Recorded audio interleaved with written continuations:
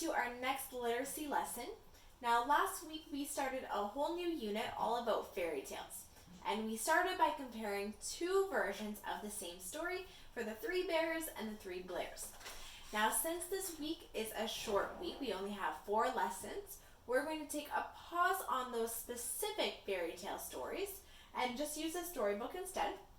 But when we're done our reading, we're going to talk about a story element that is important in many fairy tales and that we're going to use in our next fractured fairy tale writing lesson. Okay? So we're going to start by reading this story called The Selfish Crocodile. It is written and illustrated by Faustine Charles and Michael Terry, and the publisher of this book is Scholastic. So we're going to read this through and then talk about some specific characters afterwards. In a river deep in the forest, there lived a large crocodile. He was a very selfish crocodile. He didn't want any other creatures to drink or bathe in the river. He thought it was his river. Every day he shouted to the creatures of the forest, "Stay away from my river! It's my river, and if you come in my river, I'll eat you up." So there were no fish, no tadpoles, no frogs, no crabs, no crayfish in the river. They were all afraid of the selfish crocodile. And the forest creatures kept away from the river as well. When they were thirsty, they had to go for miles out of their way to drink in the other rivers and streams. Each day, the crocodile lay in the sun on his great big back, picking his big sharp teeth with a stick. Early one morning, the forest animals were awoken by a loud groaning sound. Oh! Something was in terrible pain. The creatures thought it must be an animal caught by the crocodile. But as the bright sun came up, they saw that it was the crocodile himself who was in pain. He was lying on his big back, holding his swollen jaw and crying real tears. The creatures drew closer, but not too close. Some of them felt sorry for the crocodile. "What's the matter?" asked the deer. "I don't know," said the squirrel. "Maybe it'll safe to go in the river again," said the wild pig. The animals thought about it. They hung from the branches, they peeked through the grass, they buzzed in the air, they shook their heads as they watched the great big crocodile, but no one tried to help. Suddenly, a little mouse appeared, sniffing the air. He ran along the crocodile's tail and then onto his stomach. The other creatures stared.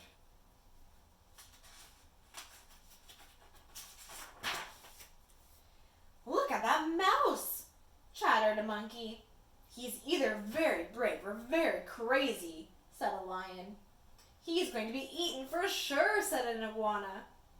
The mouse crept along the crocodile's big neck, and into his open mouth. There was a hush in the forest. The mouse took hold of something and pulled and pulled and pulled until finally he pulled it out, put it on his shoulder, and walked out of the crocodile's mouth. The astonished creatures began to cheer. Woohoo! The crocodile sat up and said, "The pain is all gone." Then he saw the mouse walking down his stomach, carrying an enormous crocodile tooth on his shoulder. "Your bad tooth was giving you a toothache," said the mouse, turning around to face the now smiling crocodile. "Do you want it back?" "Oh, no. Get rid of it when you're finished. But come back. I have a present for you." The mouse buried the bad tooth under a tree, and when he returned, the crocodile had a nice juicy nut waiting for him.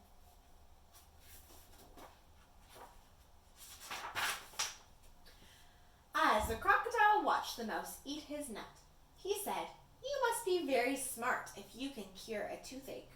And very kind too. I'm so grateful.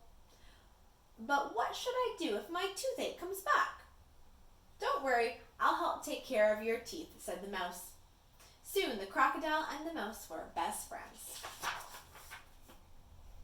Not long after, the crocodile sent all the animals an invitation.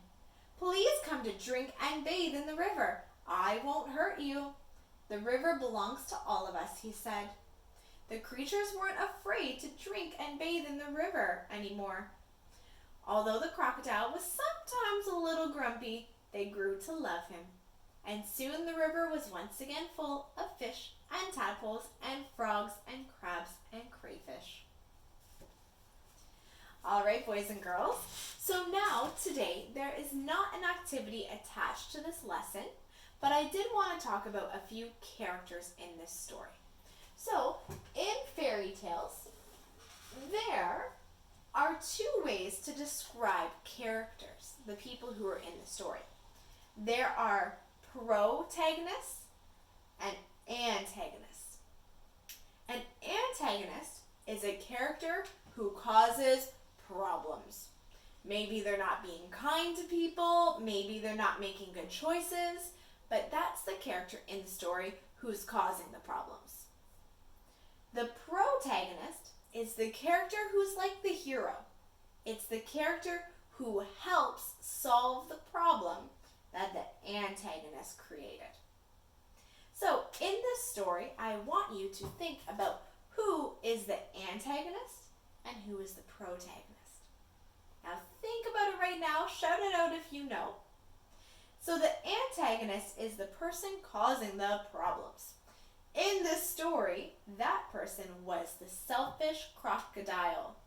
The crocodile was not letting the other animals come into the river. He was making them feel really sad, and he was not nice when he said he would eat them all up. So in this story, the antagonist was the crocodile. The protagonist was the character who helped fix that problem. Now, by the end of the story, the crocodile was kind and invited all the animals back to the river. Who was the character who helped fix that problem? That, of course, was the mouse.